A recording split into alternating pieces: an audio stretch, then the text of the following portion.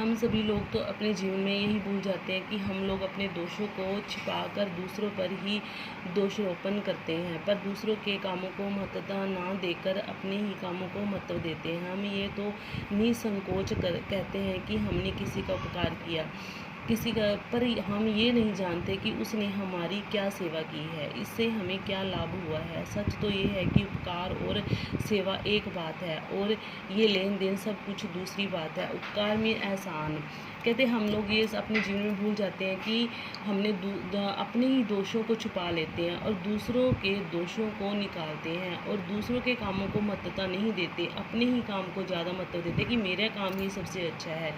हम ये तो निसंकोच बिना किसी संकोच के कहते हैं हमने किसी पर एहसान किया, परंतु दूसरे जो हमारे ऊपर एहसान करते हैं तो हम वो भूल जाते हैं।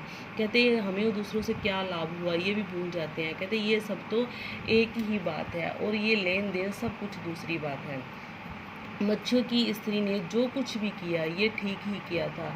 सभी लोग जानते हैं कि जब तक कोई वस्तु अप्राप्त नहीं रहती है तब तक उसके लिए बड़ी व्यग्रता रहती है। जो ही वह प्राप्त हो जाती है त्यों ही हमें उसके लिए जो है विकृति हो जाती है, तो हम दूसरी वस्तु के लिए व्यग्र हो जाते हैं। तो मछुए की स्त्री ने जो कुछ किया वह मनुष्य स्वभाव के अनुकूल ही किया, परंतु मछली ने जो किया वह अपने देवी स्वभाव के विरुद्ध किया।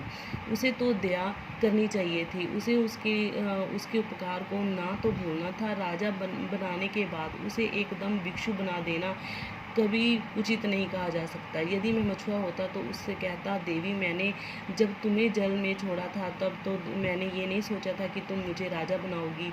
मैंने तो ये काम निस्वार्थ भाव से किया था। अपनी स्त्री के कहने से तुमको देवी समझकर मैंने याचना की थी, तुमने भी याचना स्वीकार की, पर तुमने क्या मेरी स्त्री के हृदय में अभिलाषा नहीं पैदा की? क्या तुमने उसके मन में ये आशा नहीं उत्पन्न कर दी कि मैंने तुम्हें उसके लिए सब कुछ कर सकती हो? ये तो अपनी पहली स्थिति में ही संतुष्ट थी। अभिलाषा मीन बच्चे, इच्छा, आकांक्षाएं और व्यग्रता मीन बेचैनी। कहते हैं अब लेखक कह रहा है कि मछुए की स्त्री ने जो कुछ किया ना वह उचित ठीक ही किया, क्योंकि सभी लोग जानते हैं जब किसी इंसान को कोई वस्तु अप्राप्त रहती है मीन प्राप्त नहीं होती ना तो उसके मन में बेचैनी रहती है। तो वो जब उसको प्राप्त हो जाती है तो वो दूसरी वस्तु प्राप्त करने के लिए बेचैन हो जाता है। यही ही मछुए की पत्नी में भी यही ही लालसा बढ़ती, एक के बाद दूसरी इच्छाएं उत्पन्न होतीगी। और दूसरा कहते हैं कि लेखक कह रहा है कि मछली ने जो कुछ किया वो जो मछुए की स्त्री ने किया वो मनुष्य स्वभाव के अनुकूल किया, क्योंकि मनुष्य का स्वभाव ही ऐसा ही है कि एक इच्छा खत्म होती है तो दूसरी उत्पन्न हो जाती है। परंतु जो मछली ने किया वो देवी स्वभाव के विरुद्ध किया, क्योंकि देवी इस तरह से कभी भी नहीं करती। और जो मछली ने मछुए को एकदम राजा बनाकर भिक्षु बना दिया, इस तरह से मछली को नहीं करना चाहिए था। और ना ही मछली ने उसकी पत्नी के हृदय में जो है अभिलाषा पैदा करनी चाहिए थी, क्योंकि उसने पहली ही बारी उनकी जो इच्छाओं की पूर्ति करके उसके मन में लालसा बढ़ा दी थी। क्या कहते हैं ये सब कुछ सही नहीं है, ना ही उचित है। और कहते हैं वो जो मछुए की पत्नी तो पहली ही स्थिति में संतुष्ट थी, इसलिए लेखक सारी जो निर्दोष है मछली का ही निकालते हैं। नेक्स्ट बच्चे, तुम्हारे ही कारण कहते हैं तुम्हारे ही कारण उसके मन में और अभिलाषा उत्पन्न हुई, तुमने उनको पूर्ण किया, उसे तुम्हारी शक्ति पर विश्वास हो गया, तभी तो उसने ऐसी इच्छा प्रकट कर दी जो तुम्हारे लिए असंभव थी। तुमने जो कुछ किया था उस सब को इसी एक अपराध के कारण कैसे ले लिया? तुम्हारे वरदान का अंत अभिशाप में कैसे परिगत हो गया?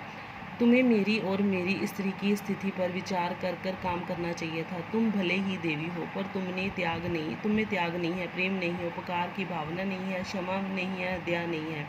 अब लेखक कह रहा है कि तुम्हारे ही कारण ये सब हुआ। कहते हैं मन में कई इच्छाएं उत्पन्न कर दी, तुमने पहले ही इच्छाएं इतनी सारी उत्पन्न कर दी। और जो है अगर उसने जब बड़ी इच्छाएं की पूर्ति की जो तुम्हारी शक्ति से बाहर थी, तब तुमने क्रोधित होकर उसको जो है जो है अभिशाप दे दिया। तो कहते तुम्हारे वरदान का अंत अभिशाप में किस तरह बदल गया, और तुम्हारी कहते उसकी स्त्री कहते पहली स्थिति में सही थी, और कहते तुम्हें ये विचार करना चाहिए था, भले ही तुम देवी हो, तुमने कह देना चाहिए था कि जितना है तुम्हारे पास उसी में संतुष्ट हो। कहते तुम देवी तो जरूर हो, लेकिन कह रहे हैं ना ही तुम में त्याग की भावना है, ना ही प्यार की, ना ही एहसान की, ना ही माफ़ करने की, और ना ही दया की।